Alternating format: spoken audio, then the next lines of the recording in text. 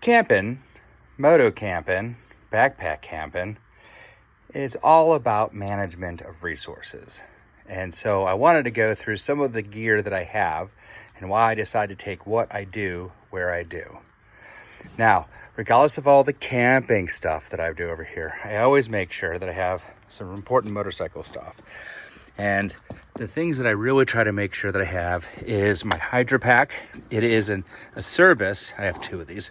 It's a service waist pack. I like this better than the backpacks because it sits on your waist. You don't feel it. It carries 1.5 liters of water. I can always add more from the bag someplace else and keep going. I have a first aid kit that's like the regular first aid stuff, band-aids and aspirins. And then I have a trauma kit with a bleed kit with a blood clot, an extra tire just in case, something to do with inflation. And this is a tow line so I can pull out the bike. If something happens, I can have people help me and get it out of the stuff, out of the mud and the muck and everything. So this is stuff that I bring on the motorcycle only. Now, we'll deal with tents last. So when I'm camping, I have some options. Now, I know a lot of people that don't like the alcohol stoves. They're actually pretty good. Yes, they don't boil water in 30 seconds, but about 4 minutes, and that's not too long of a morning. And I can get about 4 or 5 days with this much fuel heating up everything that I need, and it works pretty well. And I have a dish, a portable dish and everything that goes right there. I put everything in there and it's good. This is my typical setup.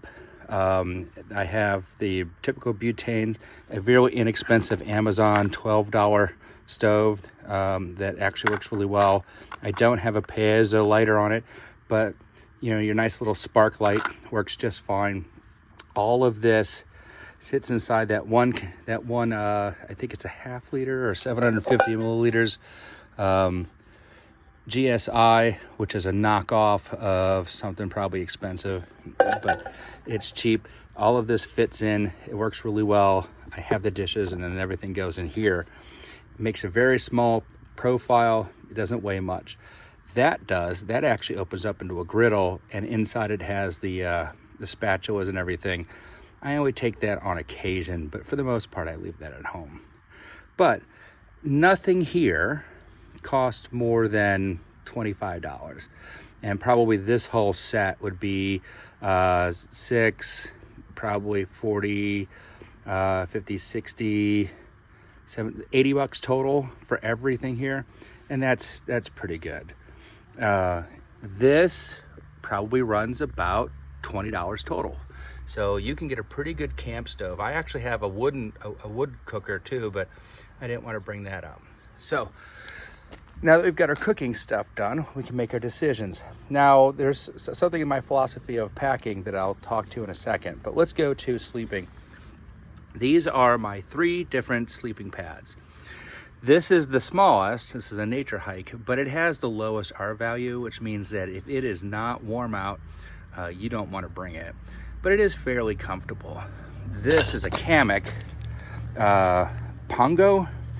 It's much lighter than the other two. It's great for my hammock. It's actually okay for sleeping on in the tent. What I like about this is that it's not only comfortable, but it has a pretty decent R value, and it's wide. Certainly around the body and not the legs, but it's wide enough that you never have to wear it rolling around. And then this is my X-Ped. This is my Sin Mat ultralight. This is an R value, I think, of 5. And this is usually my go-to. It can be noisy at times, but the more you use it, the less noise it makes. And it's pretty good. These are all ultralights, and they're very, very light and very comfortable. And then I have my hammock pillow, which I like. It goes up really small. But then for sleeping, I have a 1 or 2 sleeping bags, but this is my backcountry that I used to bring for everything. I really love this, but again, size is an issue, and I have been using more and more the quilt. This is the Gimmick Bearcat, and it weighs almost nothing. I mean, I'm almost weightless. It's like cotton candy, but I have slept multiple nights in that, and it has been a wonderful quilt to use with the X-Ped. And so I just think that quilts are the way to go. I kind of feel bad because I've had this for years and I have some down bags, but I keep going back to the quilts, and there's two different types of quilts that Gimmick sells. The blue one and the green one. One's the bear cat that goes down to like 0 degrees, and the other one's for 40 degrees. This might not be the bear cat. This is the blue one, the lighter one of the two. So let us go to comfort. Nice to always have a chair. I used to carry a bigger chair, and I started carrying this one. This is not an expensive Helinox or anything like that. This is a very cheap Amazon iClimb. It weighs about maybe 1.5 pounds, 2 pounds. Even if I were backpacking, I wouldn't feel bad about carrying this weight. I'm not a big ultralight camper for the weight, and it's very, very sturdy. It has the square. I actually just did a video on it. And then this is my new purchase, the Big Agnes stool. You can see the size difference, and the weight difference is significant, but the comfort is the same. And I don't like spending tons and tons of money on camping gear, but this was worth every penny of the $100, I think, for the size, the weight, and the comfort. It is, while you can't lean back on it, it is very, very comfortable. Which goes to the big thing. Camping is all about sleeping in a tent, right? And these are all of my tents. And I'm gonna go through each one of them. Am I gonna set them up? Probably not in this video. I'll probably set up, I have one for the Sunda already, but I will set up for the others. But let me go through why you have each of them and why I use the ones that I use. This Sunda 2.0 is both a tent, 2-person tent, and turns into a hammock. I have a video on this. It is really, really nice. I wish that I could use it all the time. I have used it on bike packing trips and motorcycle camping trips. It is about 6 pounds. It's pretty heavy for what it is, but that isn't why I don't pack it anymore. It's because, again, of size. You just have so much room on a motorcycle and so much room in a backpack that it's nice to have a hammock, but it's not so nice as to have all that weight moved around in spots and take up precious real estate. I, in Europe, started using this Salua. The Salua tent is super amazing, mostly because how it sets up. This Light Trek 3 is a 3-person tent, only weighs about 4.5, 5 pounds, and I would take this on every trip. What you see here, the inside and the fly are all the same piece. You actually lay everything down, put the frame up, and then just clip it up. It sets up in 2 minutes, and it is super nice. And if you can see down here, you can adjust how big you want your vestibule. So you can move your tent back and forth. And you can see here that if you have bigger people, you can get a smaller vestibule. And if you have smaller people, you can get a bigger vestibule. It is very worthy. I've loved this for a long time. 200 nylon ripstop. It is really, really a good tent. But look at how big it is. And that's why I started going to this Nature Hike Cloud Up. This is the Cloud Up 2. This has been my go-to tent for a long time. This is the older version that's semi-freestanding, and it has a great vestibule. It sets up really well. But again, the size of it, this is like 18 inches, and that the length of it makes it kind of difficult to set up for packing. And the best way to pack it, by the way, is to separate the poles from the actual tent. And that's the mat for it to keep it safe. So I have decided this year, I've been doing enough camping again to invest in a bike packing tent. Reason being is that these bike packing tents are 12 inches long. That means they're really, really compact. That means I can get a lot of room on my motorcycle. And when you're packing, this goes to my philosophy that weight is not as important as size. It is nice to sit there and say, oh, you should be at 10 or 15 pounds for your backpack when you're going backpacking and ultralight packing. what you're really doing is you're saying that weight is everything, but if you have the weight in the wrong place and you only have so much room in your pack, it affects. I would much rather carry an extra 10 pounds, but have it sit on my hips in the right place and make a lot of room comfortable for the things that I want to have, than to have just something that's the lightest. The size of these is really what is important for me. Now, I do have some concerns. You'll notice I still have the tags on them. That's because I'll be setting these up and looking at them seriously. But as I'm pulling it out, you can certainly tell the difference in the material. Now, the Osmo Dragonfly, the Osmo material is supposed to be super, super sturdy and really great.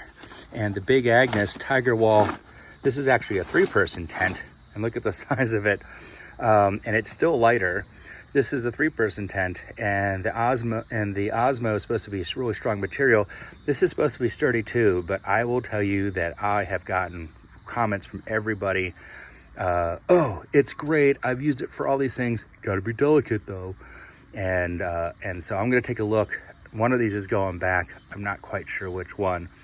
I'm leaning towards the Nemo because this material looked really delicate, like if something could easily go wrong. And if you're on a motorcycle and you're riding the backwoods and your motorcycle drops, that's a great place for something to go wrong, right? So I'm trying to figure out which tent to keep. And I used to put everything in Rock Brothers bags or Rhino Walk bags, inexpensive luggage. I have got the Giant Loop Cactus, and everything, no matter what combination I set, I can get almost everything in here. But if I use all of the big stuff, I have to pack a lot of stuff on the outside. So I will show you that with the Big Agnes stool, with the Gimmick quilt, with the X-Ped, with this kit without the fryer, that doesn't go in anyway, and with one of these tents, I still have plenty of room for clothes and all the extras, because everything I just pointed out will fit just in these two sides, and I have the center area to fill up with other stuff. Why didn't I break it all out and show you other stuff? You need to experience yourself. You can watch video after video after video. I'm kind of giving you a philosophy of how I'm setting my stuff up. Now, I also mentioned in my last video that I do have hard panniers on this Moto Guzzi. I will never take that Moto Guzzi off dirt. It's too pretty of a bike, and I do not personally like the idea of having the hard panniers on bikes for going into the woods, because see how far out this is? This is so far out that that's actually adjusting how the weight is distributed on this bike and how you ride.